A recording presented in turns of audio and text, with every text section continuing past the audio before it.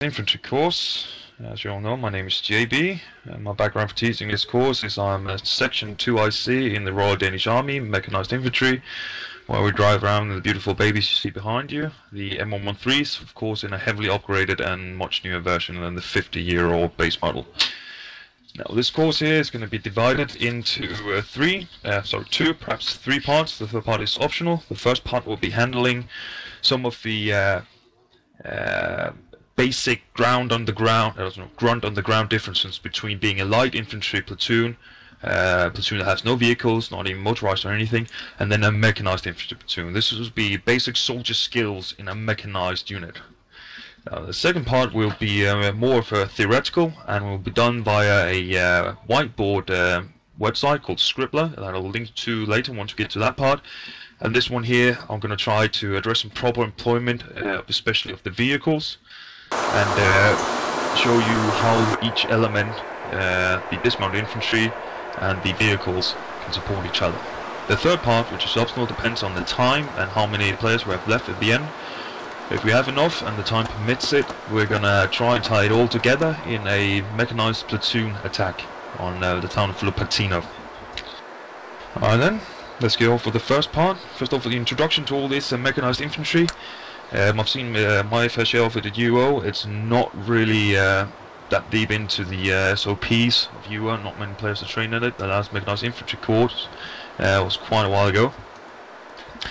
But there is some basic things to know. First off, you usually have a mechanized unit divided into two kinds of teams.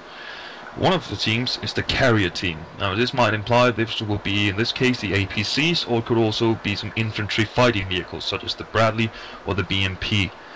Now, APCs, armored personnel carriers, and IFVs, infantry fighting vehicles. And in this course here we will be using the M113 APC. Now the second part of a mechanized infantry unit will be the dismount team. Dismount team, of course, that lends itself that this is the soldiers on the ground when they're not mounted up in their Victors and driving off. And just so everybody's clear on this, Victors is a name for vehicles over in the net. Vehicles, Victors, very easy. Now, if you play mechanized infantry missions here in UO, you're going to come across some different kind of all-bats. You might see American, British, Russian, Danish. There's some few differences in between them, but especially one of the overall differences of mechanized infantry unit doctrines in between different countries is where they place either the platoon sergeant or the person who commands the carrier. The carrier team. That means the Victors. Now, for example, in the Russian doctrine of mechanized, motorized and armored infantry, it will be the squad leader who is also the vehicle commander, which means that the vehicle will actually be attached to the squad at any one point. It's not going to necessarily be detached and then maneuvering around as its own element. So the squad leader is the commander of the vehicle, and he will then have control of it. Now, another way to do it, which is especially seen when it comes to armored infantry or IFVs, is that the platoon sergeant is actually a vehicle commander. That means he commands one of the Victors and does not dismount with the rest of the platoon. Now, the third and probably most used and most simple is that the platoon sergeant, when mounted, does not command the Victors. That will be the platoon leader. However, if the platoon dismounts, the platoon sergeant remains on the vehicles, he will then be commanding the carrier team. This is also easily solved cross-board with simply appointing the most competent vehicle commander as commander of the carrier team should the platoon sergeant also be dismounted. So in either case, even though we come up against completely different mechanized infantry all-bats and who controls the carrier element, there's always the backup solution of giving this task to the most competent vehicle commander who is slotted in. Now we're going to quickly go over the roles of the infantry here. Most of you of course know it as from the light infantry units, but there's some different aspects to it when you are a mechanized infantry unit. Can anyone of you tell me what could be the role of the infantry in relation to these vehicles here? Any special things that they do? Just shoot from the hip. Attacking security, maybe? Provide support. Clearing the road ahead. An attack. Screen and flush. I heard screen. That's the first thing. As you all know, it is almost a rule of thumb that if you send anything armored into a town, you also need to have infantry with it. Because what the infantry does in the town is they screen it from the flanks and rear, so that the tank, because of its limited visibility, can actually just concentrate on what's in front and know that its flanks are secured. That's the same thing infantry does.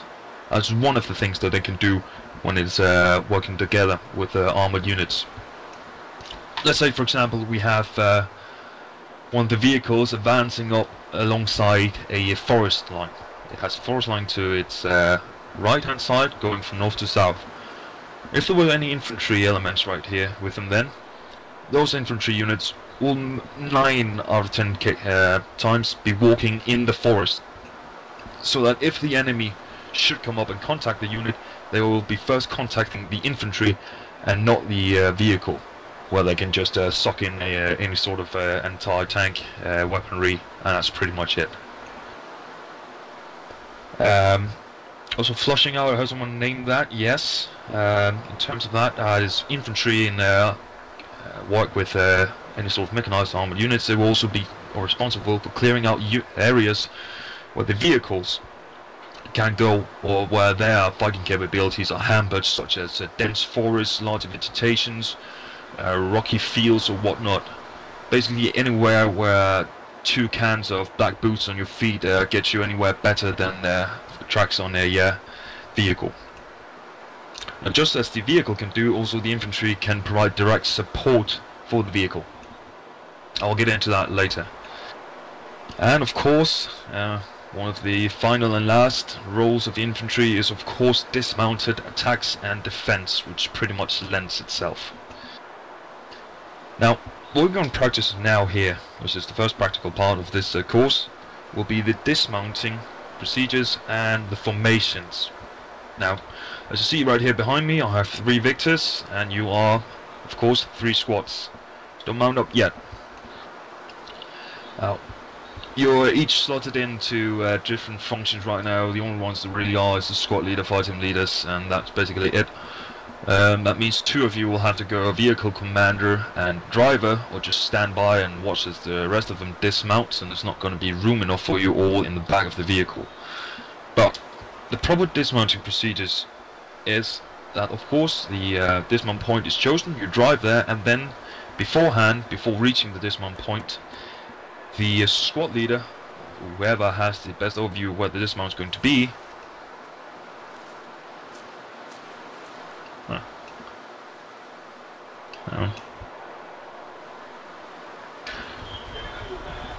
he will, before reaching this point, he will be calling out a warning, then he's going to give a composition, and then an instruction. Now, these are 3 different things. The warning, of course, is prepare to dismount. People wake up and all that shit, they get their act together, and they're awake and alert and ready to dismount as fast as possible. Now then he can choose, depending on the loadout of the squad and what he has available inside the vehicle of gear, to give a composition.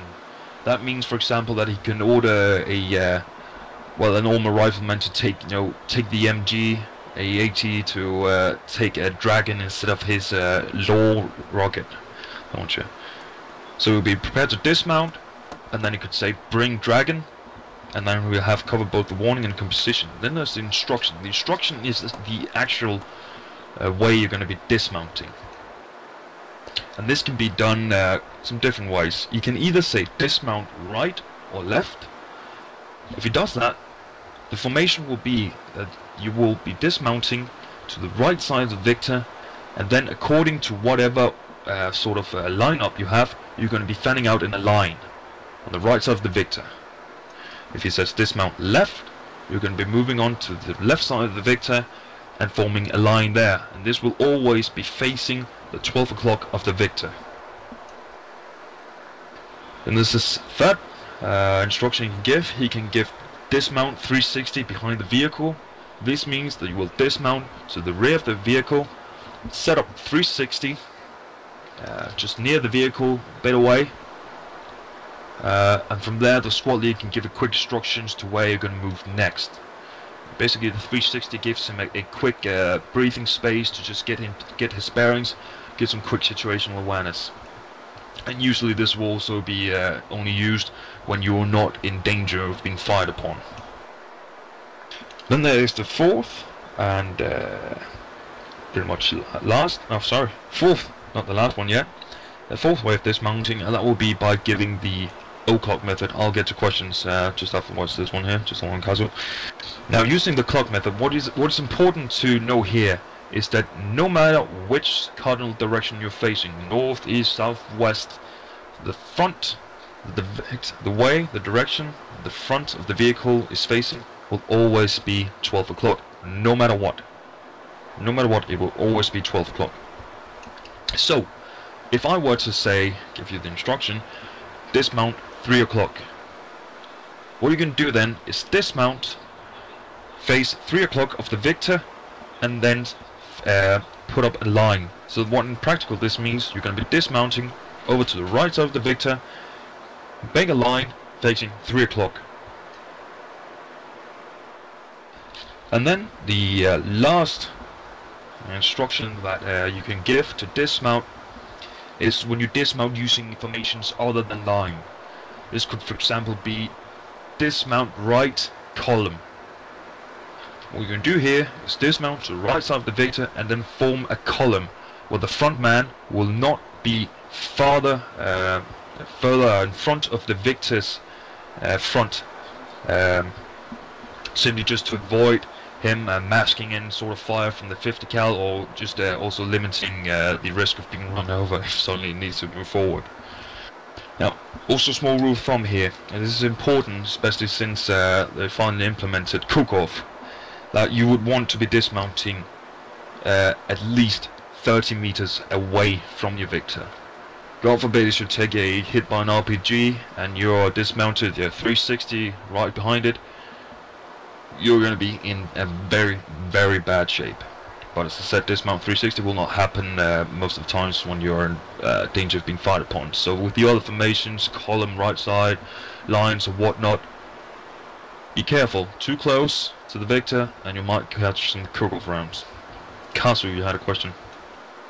Yeah, in relation to dismounting, in normal situation when you're not being engaged, what is the proper distance you would recommend for the infantry? Rule of thumb, 30 meters minimum. 30 meters minimum, and when I say 30 meters minimum, that means you're going to be prone, lying down on your stomach, because otherwise you're just at big risk of I mean, look at it, that one's stuffed up with fuel, ammunition, weapons, it's one big claymore. And I'm telling you, if you ever dismount and the enemy has sights on you, they are pretty damn sure to fire the victor, not only to destroy it, but also to hurt you with the cook-offs. And maybe not in Arma, but in the real world, rounds ricochet off armor. And somebody engaging the vehicle with a light weapon will probably give you a couple fragments. It's possible, yes. Alright then. It seems there should be actually room for 11 in the rear of the M113s, and they're pretty fucking cramped. Well, my section does have the record of 14 people inside one, counting driver and gunner. So what we're gonna do here is you're each in your squad. The victor furthest to my right now will be first squad, in front of me second squad, left of me third squad.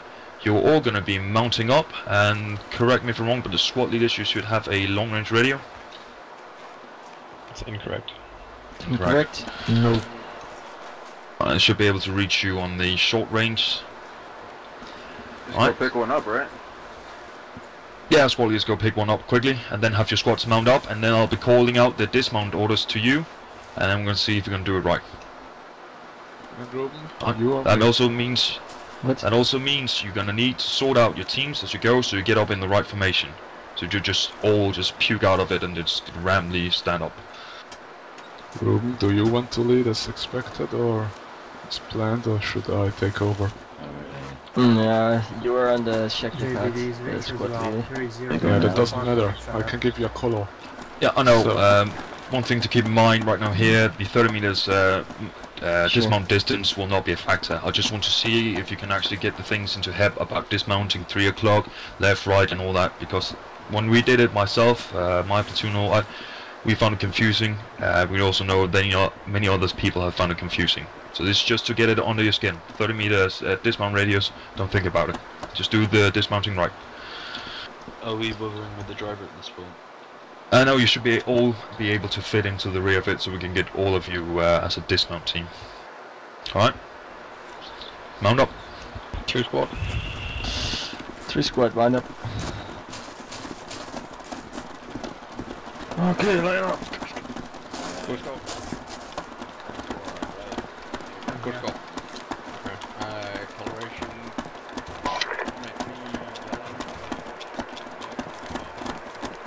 Jesus.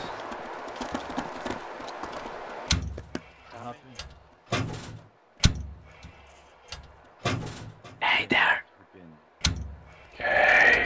Get nice and comfortable. I heard that when this thing explodes, we all die in the very same second. You don't say.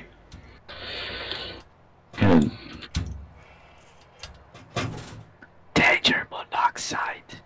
I just need to turn on my gun. Yeah, the APCs in game are a bit of a death trap. I've died in quite a few. Yeah. Yeah. Alright. Why there is a chair here in the middle of the vehicle? For gunner seat? Or something? No, it's not the gunner seat. It is, I think. Does it rotate? No, it doesn't. It's the gunner seat is just to the back of the seat. That's the seat for the Army hooker from the 1st Hooker Battalion of the U.S. Army. Army hooker. 1st Hooker Battalion, yes, boys and girls. It's a true thing. First what? The 1st Hooker Battalion of the U.S. Army. Okay, guys, dismount right. Right.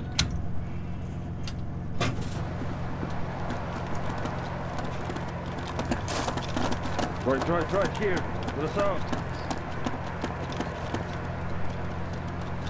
God, you said 30 meters isn't in effect. Yeah. Alright. Form a line, guys.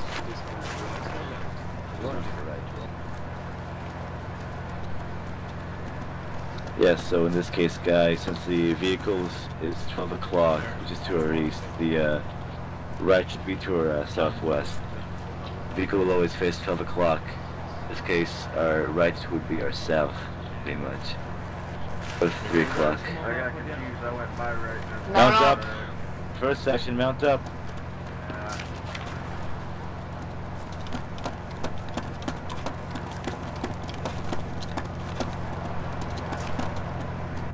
Yeah, as Janice said, don't ever run in front of a lawn. I've done that before and I've got pretty messed up.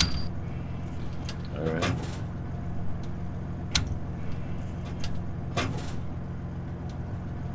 Why are your eyes all fucked up?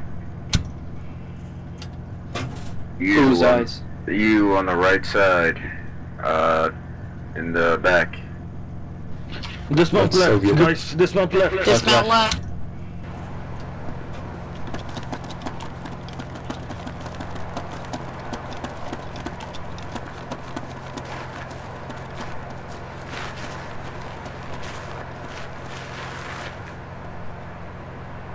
C'est bien.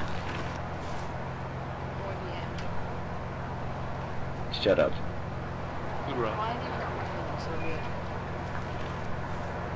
You're Mexican. Because you sound like a kid. No, I am a kid. Oh, damn it. You were adopted. Remount. Maybe I was adopted, maybe I wasn't.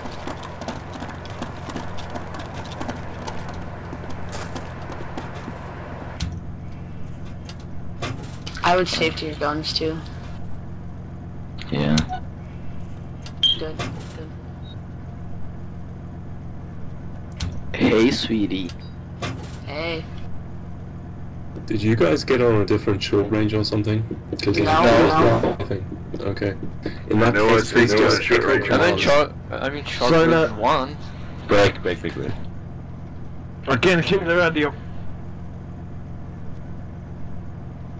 Dismount 9 o'clock. Dismount 9 o'clock. 9 o'clock. 9 o'clock.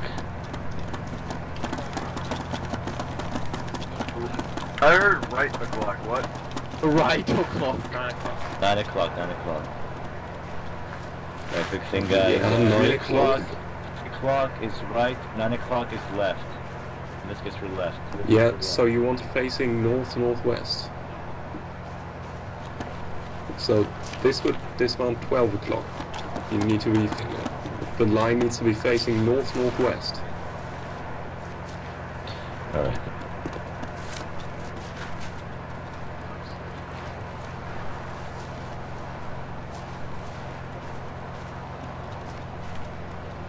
And 2 and 3 got it right. 1, remember that dismount 9 o'clock means you're going to be dismounting left side of the Victor, facing 9 o'clock off the Victor.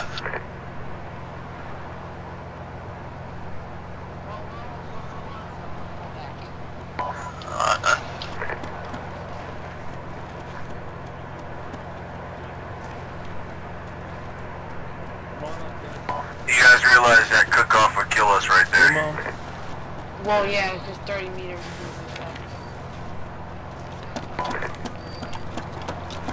Yeah.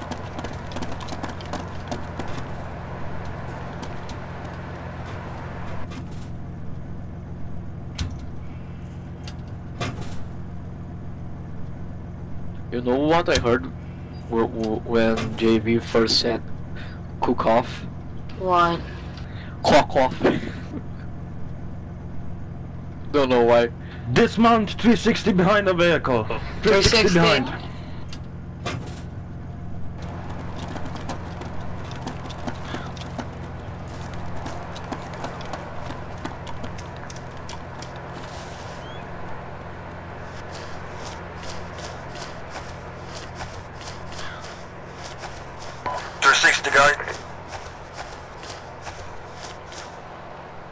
My circle.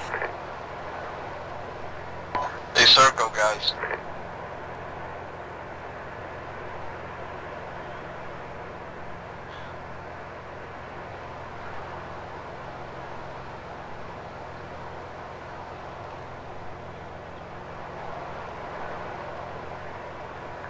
Mount up. AJB unit there. Yep. 360 meaning also the 12 o'clock of the vehicle. No, ideally you would want to still have eyes to the to the 2 o'clock and the 10, 11 of it. But the Victor will of course be handling directly front 12 o'clock there because of the facing of it. Woo! We all die from carbon monoxide, guys. Yeah. Dismount right column, right column. Right column. Right column. I'm front, I'm front. I'm the front. Jarhead's front, get back here guys, Jarhead's front. Jarhead's front. Space out the column, guys. Space. High waving is Front. Keep backing up. Spread out backing back, up. spread out. Backing up, Back backing up, guys. Backing up, backing up. That's good, that's good. Stop where you are, man. Yeah, alright, back up. Back up. That's good. Yay!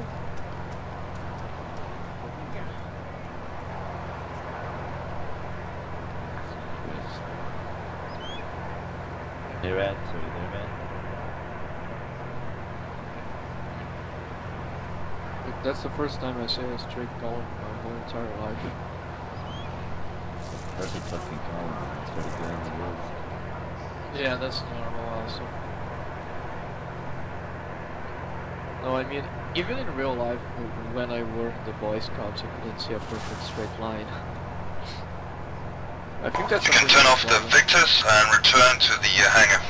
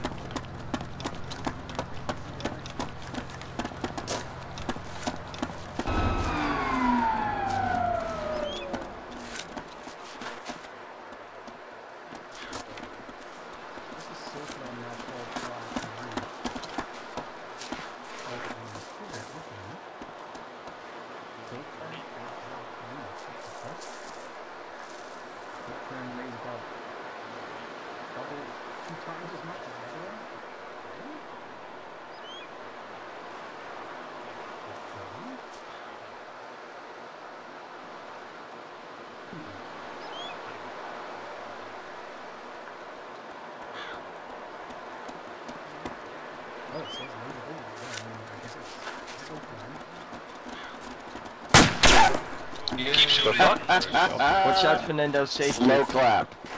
Damn it, sorry guys, my bad. You're not sorry, shut up. I've got to stay behind you. Are you? That was planned. Fernando, next time you all tap out, press escape first. Let's hope it will be Drop all your mags. You don't need them.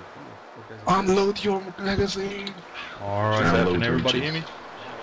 Yes. Yeah. Perfect.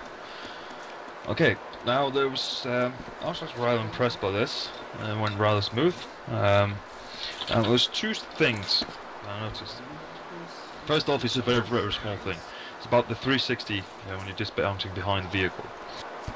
Someone asked, well, of course, yes, the Victor will be handling the 12 o'clock there, but as Janus also mentioned over the chat, it's basically the Victor just has 12 o'clock and then the squad has the rest of that 360 arc. Now, as mentioned earlier, the 360 dismount is when you're going to be safe. So really, you don't have to spread out that far from each other. Because usually the 360, as I mentioned, will be used for the squad leader to gain his bearings, get your situational awareness, and then proceed from there on.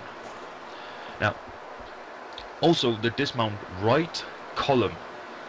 Saw some of you dismounting right and then actually start facing to the 3 o'clock of the Victor, i.e. you're making a line.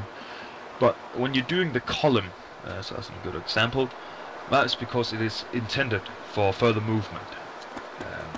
Again, this is a formation you're not going to be choosing if you're really on the fire. And if you were on the fire, it would of course be from the 3 o'clock, but then you would just be saying a dismount 3 o'clock. Because it makes no sense to say dismount column and only have one man if a point able to fire if it's a contact to the front of the Victor. Go, Ruben. If we're using column right or left and we are not on the fire, is it also the 30-meter distance north-right? Yeah, just a good rule of thumb, because you never know. You know, it could might as well just be a motor round coming in, setting the Victor off. Alright. Yeah. So it's just a rule of thumb, always do it, and 30 meters, remember then to stay low. Go, Sumok. In a situation where we are a little detached from our platoon with our vehicle, I assume it's also legitimate to have one fire team dismount on the right, one on the left. I'm sorry, didn't quite catch the question. I'm assuming, like, especially in a situation where we would be detached from the rest of the platoon, it's legitimate, if that's the right word, to have one fire team dismount left, one fire team right. From the Victor, if you're going to be dismount, In other words, to have the squad spread left and right with the fire, among fire teams. well, you could do it by fire teams, but there's really no sense in it because, well, let's say, for example, as you're dismounted all right here, it means there's going to be a squad in between each of the Victors, so there's really no use for you to have one of your teams over by the other side. It's just going to hamper your communication. No, in a situation where we have one Victor, especially then, I think that... But if the Victor, if you're divided into the carrier team and the dismount team, then it doesn't really matter. There's no say concern about it because you're just. Now his question is for squad strength, not platoon strength. Squad strength, yeah. Right. So if you have just one squad with one APC, in that case, he would want a team on either side for maximum observation. It's not so important. Yeah, But I was wondering about I've never ever really come across a well, it's been needed. Of course, yes. Then you could put a team on the other side, but it's not really a dismount order per se. It's just you coming out, realizing that you also need to secure the left flank of the Victor, and then you can of course put a team over. So it's not as much as a dismount order as it is a realization that you need to secure it also on the left side. Say you dismount on the right side to begin with. But you could use it as a dismount order. I've just gone through the basic dismount orders here. So yes, it's a clear possibility. Yeah, I was wondering about the dismount 360, where we really didn't know where we were going. We overloaded on 180, and most of the dismount was on the left side, and there were a couple of guys on the right side. If we were red and blue fire teams, we'd know actually which side to go on. I think. I don't know. Yeah, well, I suspected that the squad leaders already down would have assigned you into color teams. But keep in mind, next time if you do come to a mechanized mission or anything, always to do this also as a reaction on standard procedures for your dismount. If you're going to get a dismount 360 behind the vehicle, which team covers from 2 o'clock to 6 o'clock, and from 6 o'clock to 10 o'clock, or even further, 11 or 1 o'clock. But it's up to the squad leaders and team leaders to set that one up in the squads. Is there any other questions or pointers, concerns about dismounting procedures? Yes, but I would like to ask it in Danish. Alright, go. Okay. Du snakker om, når man skal rejse videre jo, så er man i kolonnen. Ja. Men, som vi gjorde lige nu, så er den sidste mand ud af bilen, han er også den, der skal løbe længst for at komme helt ned bagved. Derfor så har vi altid, i hvert fald i mit kompagni, gjort det til højre, som jeg gjorde, og derfor var der en del forvirring. Kan du klare den ud? Er det meningen, at den første ud skal løbe ned bagved, og så vende om, eller hvad? Nej. Første, han går op til fronten af Victor, og sådan han er på linje med. Ja. Shut up. It's just because Danish sounded a little bit funny, but... Yeah. It's a small thing, there's no need to worry about it. Mark, we would just take it after the course. Yeah, okay. Alright. Okay then. Now we're going to skip on to the actual APCs. I know my mother's not a goat, she's a very fine lady. Fuck you, Haribo. Alright, as I said, we're going on to the APCs. We're going to start out just as we did with the infantry, the roles of them in mechanized setting. Can anyone tell me what the roles are of the APC in the mechanized setting? Just say your name, I'll pick you. Here, Fernando. Jarhead. Okay, the role of the APC is obvious to carry the personnel, provide protection and support if necessary. That's correct. It is a fast and armored transport for the infantry, and of course also to provide direct fire support. Is there no other ways the vehicle can provide support? Another term for it? Ruben. Oh, Ruben? I would say also he can be going through the water. Yes, So, yeah, it's amphibious, especially Yes. in this case here. Recon. Yo. Base of fire. Base of fire, yeah. Overwatch. Cover. Yes. Cover. Yes. That's Yes. ammunition. Supply ammunition, yes. Kosovac. Kazovac, good thing. Recce. Breach obstacles. Recce is more of a task than an actual role, so to speak. If I say mounted attacks, which are actually pretty fucking excited. We did one in Afghanistan a month ago. It was pretty sick. Bridging walls. Bridging walls, you can knock down shit. Alright. Is there any let's say let's take some pros of the Victor. Any pros? Let's start by protection. Fast. Oh, let's start by protection. What sort of Finding what does it protect mines. you? Oh, Like it will find the one very mine, that's armor it. that it has. Very Small armor. arms fire. It protects against small arms fire. Some Yeah. regular high explosive ammunition, some fragments, yes. Superior firepower. Superior firepower. Why does it have superior firepower? Because it uses heavy machine guns or Yeah, even... Yes. Heavy weapons. You're able to mount all sorts of heavy weaponry. ATGMs, anti-tank guided missiles, 50 cals, fucking 30mm miniguns and shit. Everything can basically go onto the chassis of these beautiful vehicles. Minefinder. Minefinder, as I said, yeah, we'll find one mine, and that's it. Somebody anti-aircraft weapon. If you Yes, of course. Again, that's heavy weapons. Now, is there any cons to it? Any drawbacks? It's big, loud, one mine. They find one mine, yes. It's good one. It's big, loud, and heavy. Big, loud, and heavy, yes. Take target. Easily spotted. On heavily armored tank, no, especially all the APCs, they will, yep, pretty much all of them are vulnerable even to small caliber AT weapons, such as even the law will cut right through a BMP. Even, for example, the BRDM, which is possibly the smallest APC we're going to get near, even calling an APC is a bit of a stretch, but the BRDM, if you take a standard NATO round 7.62 by 51, you can shoot through the BRDM's armor and kill everybody inside. You can just drill it. You can actually disable the driver, the gunner, then take out the crew too. So, yeah, not always the most heavily armored.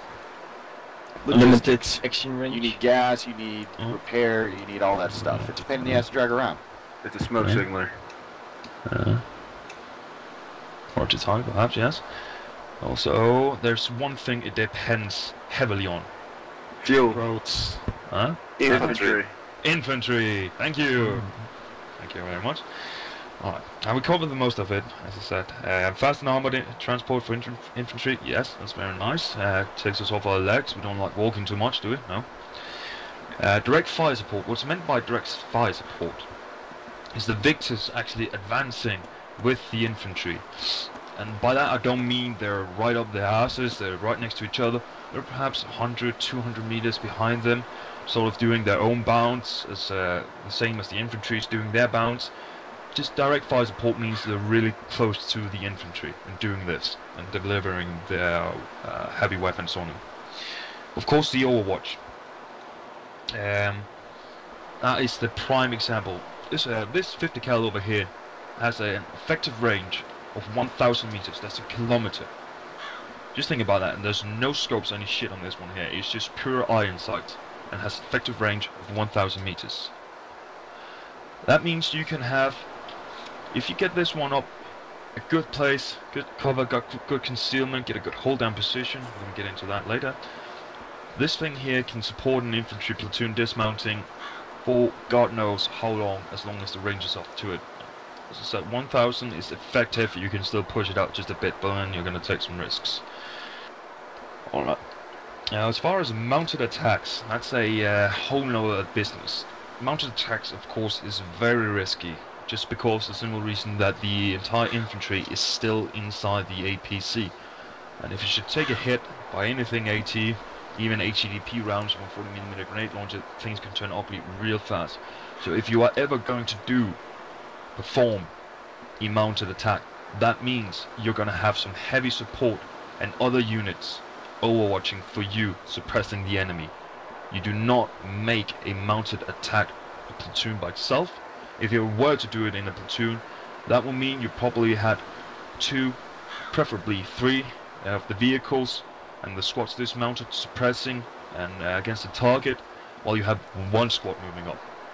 That is the only thing that I myself personally would feel safe with, because there needs to be so fucking much suppression in the target if you're going to do it, especially when we're talking Cold War scenarios, which is primarily what we're doing here.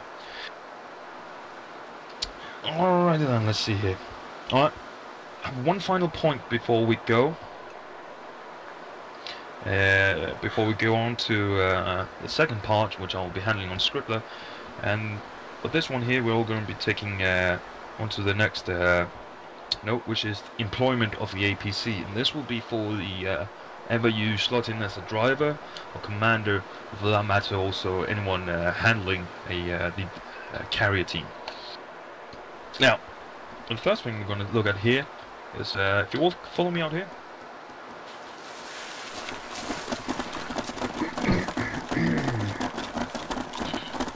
You got stuff in your throat there. It's all the babies I ate this morning.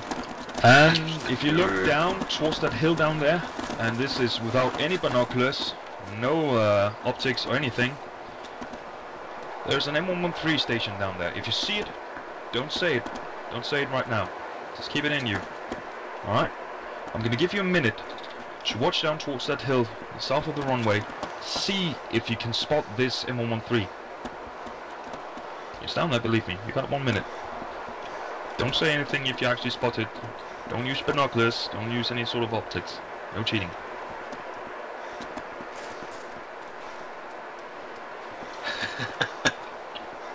Oh, come on. It's what like what fine is this Dan, for? whatever the fuck. He didn't say thermal. Thermal's optics. Oh fuck. Oh shit! I see a tree. Oh. I can say so much that you might not be able to see him, but he can see you. And right now, he could kill you all. Well, that's because you had us bunched together like this. There's already a couple of victims on the runway Oh yeah, I see. for whatever reason. I think I'd survive. I got cover. Someone's in front of me. Hang on. I'm gonna make him give away his position. Oh, No. Jesus, no. Oh no. House of Volunteers. The pro. I can see What? it. Oh shit. Yeah, I I still still, can't I see him. still don't see it. I did. Do you see him? Yeah, I still don't You know. heard me? Set up your view distance a bit. If you can't see him, you should be able to see him with the default. 145. No, no, I can see the Oh turret. shit. So Yeah. our view Actually, it's very distinctive. 150. Shit. I can't even see the turret still. Alright. Nope, nothing. Yeah, I can see the turret. 150, Baron. Oh, I Yeah, see you him. can see the turret. I can Baron, see 150. Yeah, very 150, there you go. You can see the little square thing. He's gonna chug off. That's not 150. That's one. That's From one. your, Okay, more or less 150. Right now I he's don't know loading. if that's a tree What you need or a what you gun. need to have in mind right now is that he's approximately 600 meters away from me. I can actually quickly get the distance to him. Hang on. He's 620 meters away. That means he still has 380 meters until he is on the edge of his effective range with his weapon. He can see you. You don't see him. Right now, that's because he has a really good hold-down position. A hold-down position is when the only thing really exposed against the horizon or from your cover is actually the weapon of the vehicle. In this case, this will be the turret with the 50 cal. For Bradley, it will of course be his turret with the, I think it's a 20 millimeter, the standard one comes with it. So that is 25mm. 25, thank you, Jake. 20mm Armada.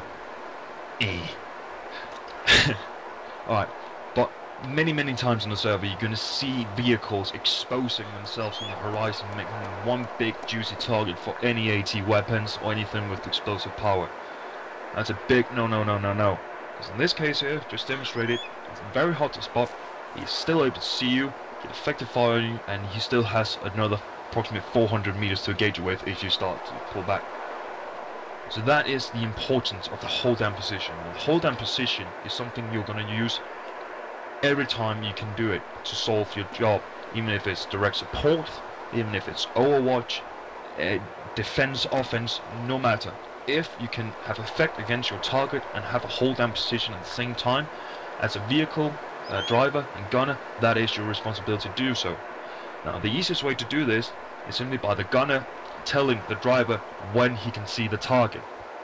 So imagine you just creep up slowly, and at one point the gunner sees the target and needs to engage. You just call out halt and start to engage. That way you know that you exposed as little as possible of your vehicle to the enemy.